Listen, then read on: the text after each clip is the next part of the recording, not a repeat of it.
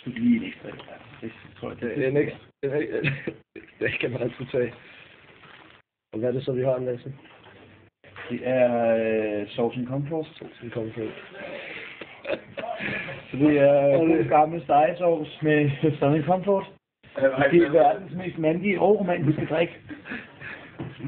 Det er faktisk ligesom østers. Det er sådan afrodisiak. Det er simpelthen diarré-fisting. Så er det following. Diarré-fisting lige frem. Og vi kan høre Lasse har prøvet det før.